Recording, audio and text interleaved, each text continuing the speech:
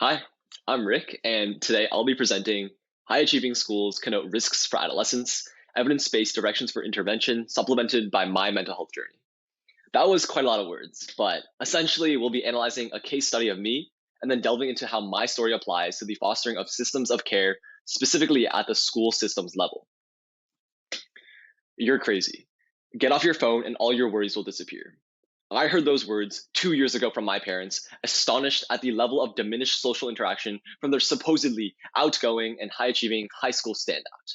Not long after the global pandemic struck, my isolation skyrocketed. Virtual school felt strange. Life transcended surrealism. My perpetually dim lit room was nothing short of phantasmagorical, and simply put, I felt mentally stuck. And the day came. I had come home, locked myself for 8 hours, and finally came out of hibernation for some sustenance at 11 p.m. And that's when I heard it. My mother hissed something barely audible to my father downstairs. And here's what she said, word for word, transcribed by my horrified self from Mandarin to English, lines 1, 2, 3 in the Notes app on my phone, dated April 22nd, 2022. I think he's suicidal. Let's bring him to the psychologist. I was speechless. And to this day, I'm still speechless. I didn't think I was struggling with my mental health, and I surely didn't think my mother knew I was. I had missed every subtle cue she gave me, like when she asked if I needed help with anything out of the blue when I came home with a melancholic smile. Even now, I haven't confronted her about what she said, and I don't know whether it's best that I do. But all I know is the true potential of things like the model minority myth and the myth that high achieving students don't actually have mental health issues that prevented my mother from sharing her discoveries about her son to professionals. When I finally reached out to my school psychologist a week after eavesdropping, I was surprised to see his genuine understanding of my struggles, and it became clear his approach was culturally and socially informed. He understood what it meant to be perceived as high achieving, Asian, living with mental health issues. But today, I'm here to share why waiting for high achievers to reach out is insufficient to properly address these issues. You see, I attend a relatively high achieving school where mental health is heavily stigmatized among families. In fact, the National Academies of Sciences, Engineering, and Medicine have now added high achieving schools to their at risk groups for mental health concerns among youth. The reason systems of care need to be implemented in school communities with intense pressure and competition is simple. An unrelenting pressure on students in high achieving schools comes from every direction, from exceedingly invested parents to administrators' pressure to get high standardized scores.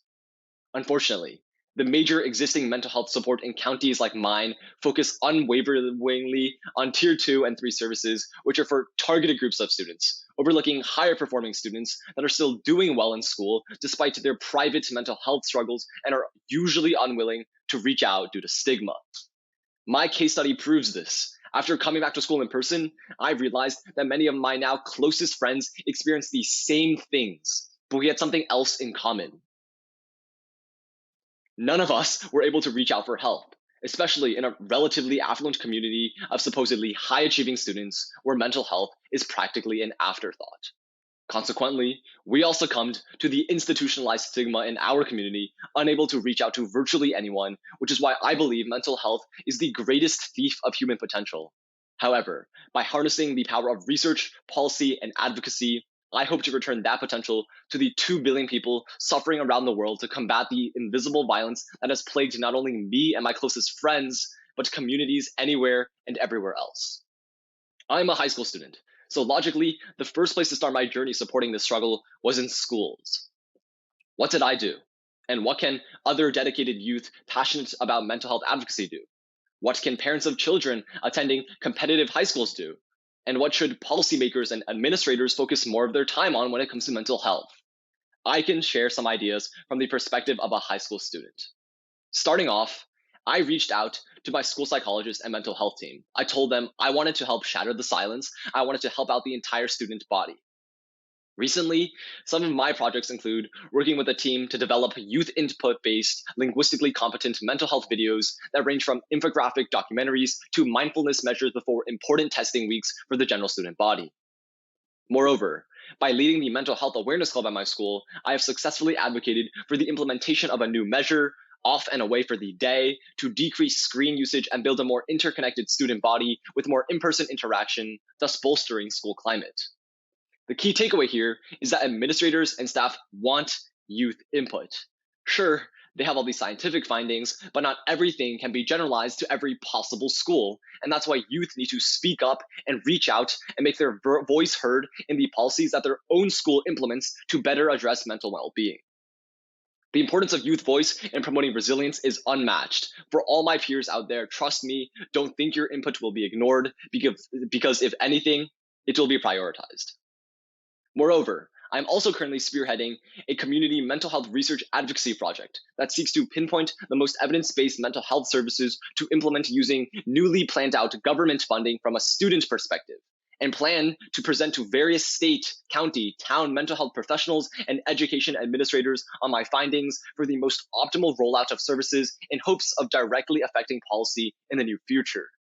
From my literature review and research, I found 5 evidence-based interventions to be most appealing to adolescents like me. First, simple environmental protection measures that focus on reducing academic stressors.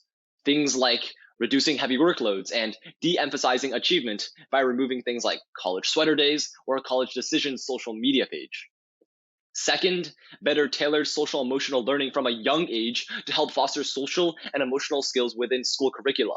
And specific SEL programming can be chosen for middle and high schools that focus more on stress management techniques, mental health literacy, decreasing stigma, self-care, and suicide prevention tailored to high achieving students.